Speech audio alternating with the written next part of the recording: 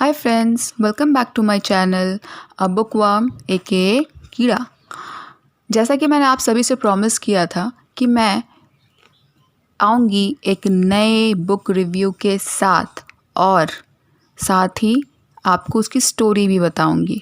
So here I am and let's start. अगर आप तैयार हैं तो मैं भी तैयार हूँ, पर उससे पहले कि मैं अपने स्टोरी को स्टार्ट करूं, मैं एक चीज़ आपको बताना चाहती हूं जो कि हर स्टोरी का एक अलग पहलू दिखाता है कि हर स्टोरी में नेगेटिव और पॉजिटिव दोनों चीज़ें पाई जाती हैं। क्यों? क्योंकि हर इंडिविजुअल की अपनी एक स्टोरी होती है और लोग अपनी तरीके से चीज़ों को जीना जानते हैं। अब ये जो स्टोरी मैं आज आपको सुनाने जा रही हूँ, इसमें जिस कैरेक्टर के बारे में आज हम बात करेंगे या मैं आपको सुनाऊंगी, इसकी एक अपनी लाइफ है, इसके अपने सीक्रेट्स हैं। अब अपने सीक्रेट्स क्यों हैं? आखिर ऐसा क्या है कि इसने सीक्रेट रखा है? सो इसको तो जानने के लिए आपको स्टोरी पूरी सुननी पड़ेगी। पर आज जो मैं बुक आपके लिए लाई हूँ, that is roses are blood red. Yes, roses are blood red. क्यों? क्योंकि रोज़ का कलर भी रेड होता है, ब्लड का कलर भी रेड होता है। तो आई थिंक आपने एक अनुमान तो लगा ही लिया होगा कि मैं किस चीज़ के बारे में बात कर रही हूँ। Yes, I am talking about the most India's popular thriller writer Novoneel Chakraborty की लिखी हुई इस किताब ने मुझे काफ़ी ज़्यादा इंस्पायर किया है एंड दैट इज़ वाई मैंने इस बुक को अपनी पहली वीडियो में डालने की बात कही। कह सकते हैं कि ऑथर ने जब ये स्टोरी लिखी है, it's a kind of a passion. क्यों? बिकॉज़ आज के टाइम में या आज के जनरेशन में ऐसे बहुत कम लोग पाए जाते हैं जो कि अपने बातों पर टिके रहें, या फिर कह सकते हैं जस्ट वन लव। क्योंकि I think what we believe, I don't know मैं बिलीव करती हूँ या नहीं, बट मेरे आजू बाजू लोग बिलीव करते हैं that life goes on. But जिस कैरेक्टर के बारे में आज हम बात करने जा रहे हैं, इसकी life is goes on but with the memories. So here we go. ये स्टोरी है हमारे ठाकुर साहब यानी कि वनव और रानी सा यानी कि अरीशा की। वनव आपके बिलोंग करते थे जयपुर से और हमारी रानी सा यानी कि अरीशा बिलोंग करती हैं हिमाचल के तोश से। एक लड़की का जो सपना होता है या सपनों का राजकुमार होता है, वनव एज अ बॉयफ्रेंड बिल्कुल वैसे थे। अरीशा के साथ कुछ ऐसी एक दुर्घटना हुई थी जिसके बाद वनव ने उसको बहुत ज़्यादा सपोर्ट किया था।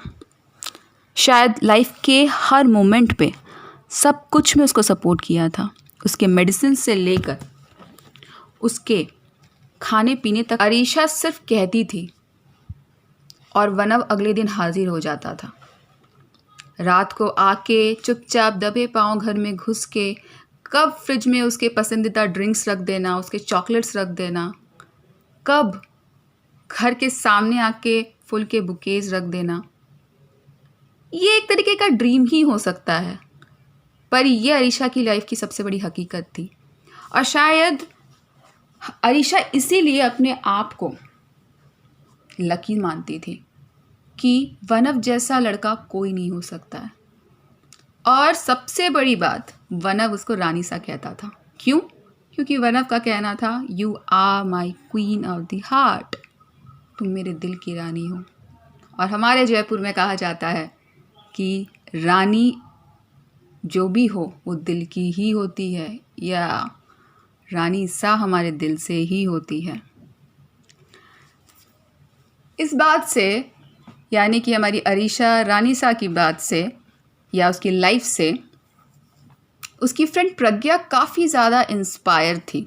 बट जैसा कि मैंने आपसे कहा, आने वाला जनरेशन जो है वो एक ही रिलेशनशिप पे टिके हुए नहीं रहते हैं। सो प्रज्ञा इज़ लाइक ए चुलबुली।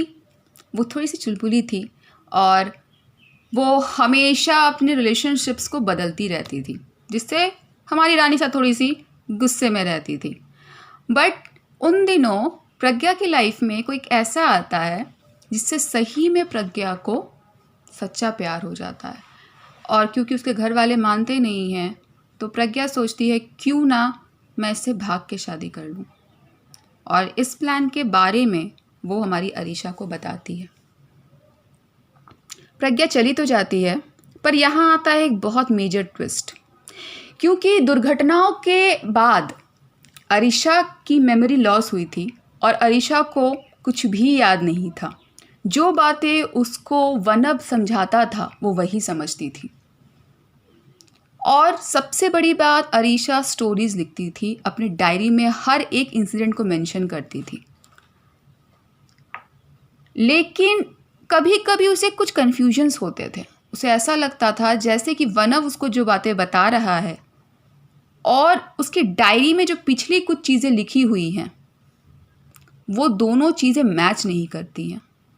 पर क्यों? ऐसा किस लिए? यही था मेजर ट्विस्ट। प्रज्ञा जिस दिन घर से भागती है, भाग के वो पहुंचती है जिससे उसको शादी करनी रहती है, वो पहुंचती है दिल्ली, दिल वालों के शहर दिल्ली में पहुंचती है। यहाँ पे कुछ एक ऐसा हो जाता है जिससे कि पूरी स्टोरी पलट जाती है। यहाँ पे वो अचानक से देखती है कि वनव इज़ इन दिल्ली।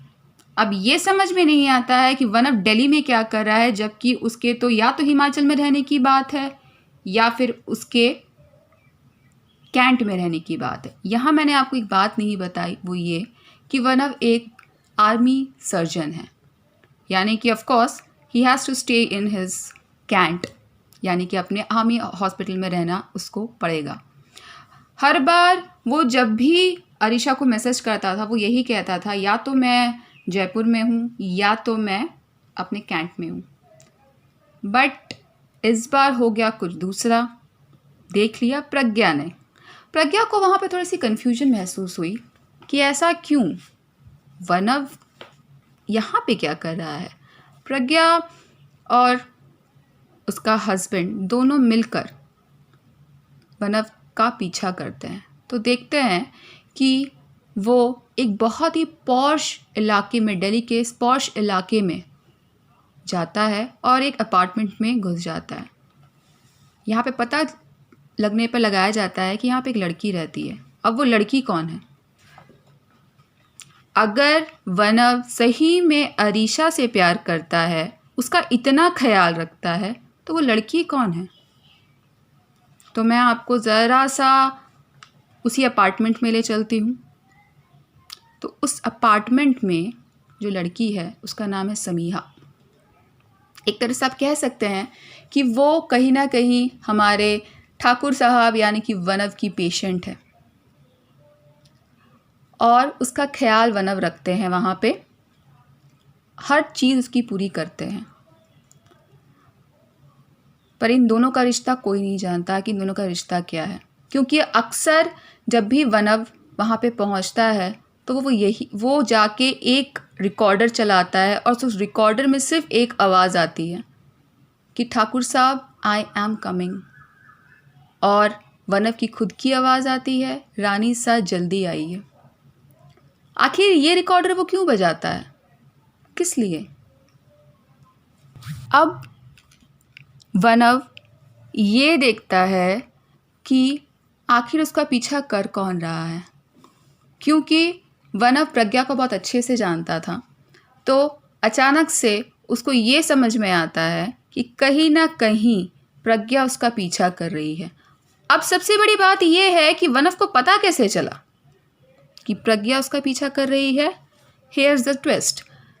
अरीशा को प्रज्ञा ने मैसेज किया था दिल्ली से कि मैंने अभी यहाँ पे वनव को देखा, और जैसा कि हर लड़की का नेचर है भाई, जानने के बाद तो पूछना ही है। उसने सबसे पहले प्रज्ञा पर ना भरोसा करके वनव पर भरोसा किया और वनव को मैसेज किया कि तुम हो कहाँ, और एज इफ आपके वनव ने झूठ कहा कि मैं अपने कैंट में हूँ। और उसने तुरंत फ़ोन किया अपने कैंट में, कहा कि अगर ऐसा कुछ पता चलता है तो आपको मेरे बिहाफ ये कहना है that I am here, I am in the surgery. इतना कहना नहीं था कि वनव ने वापस से हमारी रानी सा को मैसेज किया कि तुम ये सवाल पूछ क्यों रही हो। और हमारी रानी साहब बहुत भोली थी, उन्होंने ये कहा कि प्रज्ञा ने मुझसे कहा, बट शायद उसको कुछ गलती हुई होगी। बट वनव को तो पता था ना कि प्रज्ञा से कोई गलती नहीं हुई है, इसलिए उसने प्रज्ञा का और उसके हस्बैंड का पीछा किया, और पीछा करके उसने प्रज्ञा को और उसके हस्बैंड को एक सुनसान इलाके में जाके मार दिया। अब सवाल ये बनता है कि आखिर वनव को किस बात का डर था, क्यों उसने आपके प्रज्ञा को, जिसने बचपन गुजारा था हमारी रानी साहब के साथ, उसको मार दिया। आखिर ऐसा क्या राज छुपा रहा है वनव अपने आप से या लोगों से, जो कि वो किसी को नहीं बता सकता। स्टे ट्यून विथ मी, ताकि आपको इस स्टोरी के राज के बारे में आगे की वीडियो में पता चल सके, और इसके लिए आप लोगों को मेरे अगले वीडियो का इंतज़ार करना होगा। आई होप कि आप लोगों को मेरा वीडियो अच्छा लगा, और सजेशन है मेरे लिए तो आप लोग कमेंट बॉक्स पे कमेंट कर सकते हैं।